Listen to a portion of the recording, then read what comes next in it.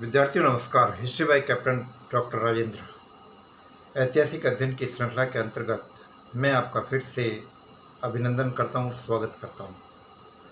विद्यार्थियों, आज मैं आपसे बात करूंगा आधुनिक भारत के इतिहास के बारे में। आधुनिक भारत का इतिहास जो कि महाराजा गंगा सिंह विश्वविद्यालय बीकानेर के राजकीय डूंगर महाविद्यालय के BA तृतीय वर्ष के विद्यार्थियों के प्रथम प्रश्न पत्र से संबंधित है। विद्यार्थियों, इस श्रृंखला के अंतर्गत मैंने इससे पहले आपसे बात की थी कि किस प्रकार से उन परिस्थितियों का निर्माण हुआ जिसके तहत ब्रिटिश ईस्ट इंडिया कंपनी ने हिंदुस्तान के एक महत्वपूर्ण उपजाऊ प्रांत पंजाब के ऊपर अपना अधिकार किया। और उस कक्षा मैंने ये स्पष्ट किया था आपसे कि मैं इसको कुछ भागों में बांटकर आपको समझाऊंगा। तो आज उसी कक्षा के पार्ट 2 के अंतर्गत मैं आपसे कुछ चर्चा और करना चाहूँगा इस टॉपिक के अंतर्गत, जिससे कि आपको इसे समझने में काफ़ी महत्वपूर्ण मदद मिले।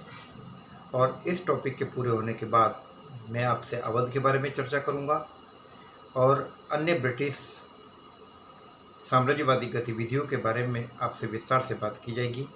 तो आइए हम उस क्रम को आगे बढ़ाते हैं। और इससे पहले मैं आपको पुनः पृष्ठभूमि में ले जाता हूँ। विद्यार्थियों, जिस पंजाब की हम आपसे बात कर रहे हैं वो पंजाब 1761 के बाद का पंजाब है। 1761 ईस्वी में पानीपत की तीसरी लड़ाई के परिणाम स्वरूप अफगान आक्रांता अहमद शाह अब्दाली ने मराठों को निर्णायक रूप से परास्त किया और इसके साथ ही पंजाब पर उन्होंने अपना अधिकार कायम किया। लेकिन अहमद शाह अब्दाली के जाने के बाद पंजाब पर से अफ़गानों का नियंत्रण काफ़ी कमज़ोर होने लगा। और दूसरी बात ये कि 1761 के बाद मुग़ल साम्राज्य का और अफ़गानों का भी पंजाब पर से नियंत्रण ढीला हुआ। और इस स्थिति का लाभ उठाया पंजाब के विविध भौगोलिक क्षेत्रों में मौजूद छोटे छोटे सिख संगठनों और सिख समुदायों ने। ये सिख संगठन और सिख समुदाय सैनिक आधार पर गठित थे और जिनको मिसल कहा गया है। और उस दौर में हम पंजाब में मोटे तौर पर 12 मिसलें देख रहे हैं।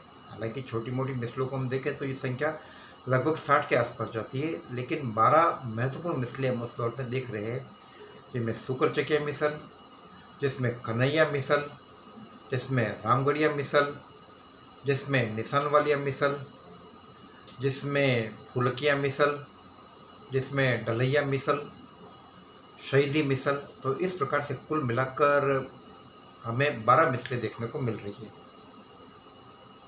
साथ ही साथ हम ये भी देख रहे हैं कि इन 12 मिसलों के ऊपर एक ढीली ढाली संस्था थी जो खालसा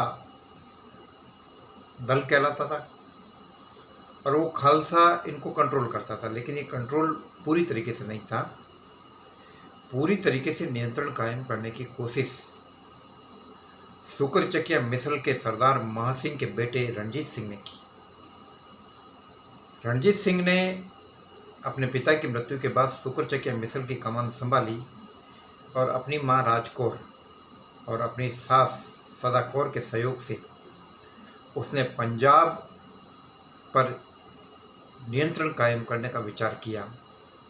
और लगभग 1797-98 के आसपास उसने पंजाब के शासक जमाना शाह की तोपें जो कि नदी में फंस गई थी, उन तोपों को निकालकर उसने वापस पहुंचाया। तो इसके बदले में जमाना शाह ने उसे कहा कि तुम लाहौर पर अधिकार कर लो, मुझे कोई आपत्ति नहीं है। तो रणजीत सिंह ने आगे बढ़कर लाहौर पर अधिकार किया। लाहौर जो कि पंजाब की राजनीतिक राजधानी थी। और दूसरा काम उसने किया कि अमृतसर पर अधिकार किया जो पंजाब की आध्यात्मिक राजधानी थी। तो लाहौर और अमृतसर पर अधिकार करने के बाद पंजाब में रणजीत सिंह की धाक पूरी तरीके से जम गई।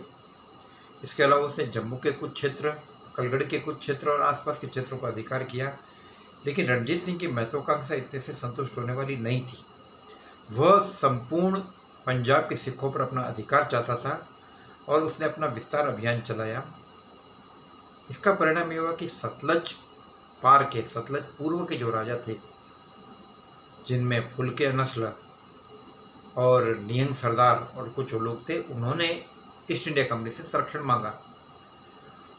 उस वक्त ईस्ट इंडिया कंपनी की स्थिति थोड़ी नाजुक थी, क्योंकि ईस्ट इंडिया कंपनी को फ्रांसीसी हमलों का भय था। तो ऐसी स्थिति में चार्ल्स मैटकॉफ ने रणजीत सिंह को ये सलाह दी कि सतलज पूर्व की तरफ जाने का वो विचार छोड़ दे और साथ ही साथ कंपनी से वो संधि करे, फ्रांसीसी हमलों में कंपनी को मदद देने का वचन दे। लेकिन इसके बदले में रणजीत सिंह ने यह कहा कि मैं ऐसा तभी करूंगा जबकि कंपनी मुझे संपूर्ण सिखों का शासक स्वीकार कर ले। लेकिन कंपनी ऐसा करने की स्थिति में नहीं थी। कुछ समय बाद स्थिति बदली और 1805 के बाद 5-6 के बाद नेपोलियन का भय समाप्त हो गया और अब कंपनी मजबूत स्थिति में थी। और कंपनी ने दबाव डालते हुए ऑक्टरलोनी के नेतृत्व में 1806 के आसपास एक सेना सतलज के क्षेत्रों में भेज दी और उसने कंपनी को संरक्षण, उससे वहाँ के राजाओं को संरक्षण दे दिया। अब इस दबाव का परिणाम रणजीत सिंह के ऊपर यह पड़ा कि 1809 में रणजीत सिंह ने कंपनी के साथ अमृतसर की संधि स्वीकार कर ली और जिसके मुताबिक यह तय हुआ कि सतलज पूर्व के इलाके ईस्ट इंडिया कंपनी के संरक्षण में माने जाएंगे। सतलज के पश्चिम की तरफ रणजीत सिंह अपनी गतिविधियों के विस्तार के लिए स्वतंत्र है। यह संधि काफ़ी महत्वपूर्ण मानी जाती है और यह संधि ईस्ट इंडिया कंपनी की सबसे बड़ी कूटनीतिक विजय मानी जाती है, क्योंकि ईस्ट इंडिया कंपनी ने बगैर किसी लड़ाई के अपने साम्राज्य की सीमाओं को सतलज तक पहुंचा दिया। और रणजीत सिंह की यह कूटनीतिक दृष्टि से कमजोरी थी कि वह ईस्ट इंडिया कंपनी के दबाव के आगे झुक गया। बाकी रणजीत सिंह की सेनाओं की ताकत इतनी ज़्यादा थी कि महाराजा रणजीत सिंह की ताकत एशिया के अंदर काफ़ी सर्वश्रेष्ठ मानी जाती थी। उनकी फौजें एशियाई जगत की सर्वश्रेष्ठ फौजों में से एक मानी जाती थी। तो इसके बावजूद महाराजा रणजीत सिंह का ये संधि करना कूटनीतिक दृष्टि से महाराजा रणजीत सिंह के कमजोर पक्ष को जाहिर करता है। दूसरी बात यह कि इस संधि के बाद महाराजा रणजीत सिंह ने इस संधि के शर्तों का पालन किया। 1815-16 का जो नेपाल युद्ध था, इस दौरान भी रणजीत सिंह जी संधि के नियमों के प्रति काफी दृढ़ रहे, लेकिन कंपनी ने ऐसा नहीं किया। जब वहाबियों ने महाराजा रणजीत सिंह के खिलाफ हमले की योजना बनाई और वहाबियों ने ईस्ट इंडिया कंपनी के लेफ्टिनेंट गवर्नर से ये कहा कि हम महाराजा रणजीत सिंह के खिलाफ आक्रमण करना चाहते हैं, तो ईस्ट इंडिया कंपनी ने कहा कि हम इस मामले में हस्तक्षेप नहीं करेंगे जब तक हमारी सीमाओं को खतरा नहीं पहुंचे। तो ऐसी स्थिति में ईस्ट इंडिया कंपनी ने अपनी कृतज्ञता दिखा दी। जो भी हो, ईस्ट इंडिया कंपनी की हिम्मत महाराजा रणजीत सिंह के जीवित रहते कभी भी पंजाब की तरफ आंख उठाकर देखने की नहीं हुई। लेकिन 1839 में महाराजा रणजीत सिंह के निधन के बाद पंजाब की राजनीतिक परिस्थितियां बदल गई। अब पंजाब का खालसा दरबार, जो रणजीत सिंह का दरबार था, राजनीतिक कुचक्रों, आपस की दलबंदियों, दरबारियों के भ्रष्टाचार और नौकरशाही का भ्रष्टाचार सेना के असंतोष का केंद्र बन गया। जमींदारों के बीच में तनाव पैदा हो गया, भूमि के ऊपर लगान का बोझ ज़्यादा बढ़ गया और व्यापार वाणिज्य की स्थिति प्रतिकूल हो गई। चूँकि व्यापार वाणिज्य सुरक्षित नहीं रहा और व्यापारी अब ईस्ट इंडिया कंपनी के संरक्षण की उम्मीद करने लगे। पंजाब की स्थिति काफ़ी विकट थी और महाराजा रणजीत सिंह जब तक जिंदा थे तब तक उन्होंने डोगरा सरदारों और पंजाब के खालसा दरबार के सरदारों के बीच में संतुलन बनाए रखा। संधावालियों और डोगराओं के बीच का बैलेंस उन्होंने बनाए रखा, लेकिन ये स्थिति बाद में गड़बड़ हो गई। महाराजा रणजीत सिंह के बाद उनका बेटा खड़क सिंह पंजाब का नया शासक बना। खड़क सिंह ने ध्यान सिंह को अपना वजीर बनाया और सर्वे सर्वा नियुक्त कर दिया। स्थिति कुछ समय तक ठीक चली, लेकिन प्रॉब्लम तब आ गई जब खड़क सिंह ने डोगरा सरदारों को संरक्षण देना चालू किया और ध्यान सिंह उससे नाराज हो गया। कुछ समय बाद खड़क सिंह की मृत्यु हो गई और खड़क सिंह की मृत्यु के बाद उसका बेटा नौनियाल सिंह की भी मृत्यु हो गई। नौनियाल सिंह की मृत्यु के बाद खालसा दरबार के अंदर कौन राजा बने, इस बात को लेकर आपस में तनाव पैदा हो गया और दरबार में दो दल बन गए। एक दल समर्थन कर रहा था महाराजा रणजीत सिंह के बेटे शेर सिंह का और दूसरा दल समर्थन कर रहा था जो संधावालिया दल था। डोगरा दल शेर सिंह का समर्थन कर रहा था और संधावालिया दल आपके खड़ग सिंह के बेटे नौनियाल सिंह के अजन्मे पोते, जिसकी तरफ से दावा पेश किया था खड़ग सिंह की विधवा पत्नी रानी चांद कौर ने। तो रानी चांद कौर जो खड़ग सिंह की विधवा पत्नी थी और नौनियाल सिंह की माता थी, और उसने नौनियाल सिंह के अजन्मे बेटे की तरफ से यानी अपने अजन्मे पोते की तरफ से खालसा दरबार की सीट का दावा किया, शासक बनने के रूप में अपने अधिकार का दावा किया। और उसका समर्थन संधावालिया सरदार कर रहे थे और शेर सिंह का समर्थन डोगरा सरदार कर रहे थे। खालसा दरबार राजनीतिक कुचक्रों का षड्यंत्र बना और डोगरा सरदारों के समर्थन से शेर सिंह पंजाब का शासक बना। लेकिन कुछ समय बाद संधावालियों ने, जिसमें हीरा सिंह मुख्य सरदार था, उन्होंने शेर सिंह और वजीर ध्यान सिंह की हत्या कर दी और इसके बाद में दलीप सिंह राजा बना। लाहौर दरबार फिर से कुचक्रों का षड्यंत्र बना, हत्या कर दी गई हीरा सिंह की भी। अब नया राजनीतिक समीकरण उभर के सामने आ रहा है। दलीप सिंह राजा है, नाबालिग है, रानी झिंडा जो उनकी माँ है वो रिजेंट है, और रानी झिंडा का भाई जवार सिंह वो वजीर है, और साथ ही साथ वो सेना का भी काम देख रहा है। सेनापति है तेजा सिंह। कुल मिलाकर पंजाब की स्थिति काफ़ी विकट हो गई और ये ईस्ट इंडिया कंपनी के लिए चिंता का विषय बन गई। लाहौर में एक स्थिर राजनीतिक सरकार न होना ईस्ट इंडिया कंपनी के हितों को भी प्रभावित करता था। अफगानिस्तान से हमलों का खतरा और उत्तर पश्चिम की विसंगठित होती स्थिति, इसलिए कंपनी ने हस्तक्षेप करने का निश्चय किया। और इसी बीच एक घटना और घट गई।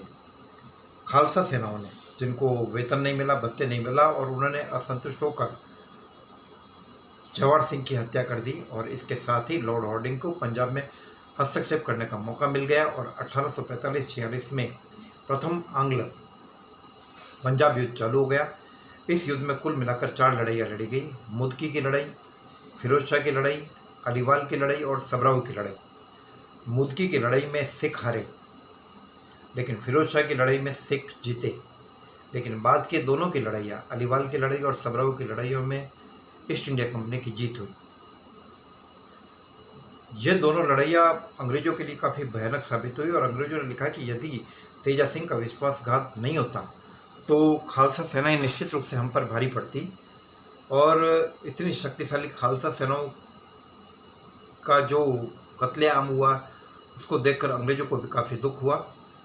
प्रथम आंग्ल सिख युद्ध सिख दरबार हारा और इसके बाद 1846 में लाहौर की संधि की गई और इस लाहौर की संधि के द्वारा सतलज के दक्षिण के क्षेत्र ईस्ट इंडिया कंपनी ने अपने पास रख लिए और साथ ही साथ लाहौर दरबार के ऊपर 1 करोड़ रुपए का हर्जाना लाद दिया महाराजा दलीप सिंह पर।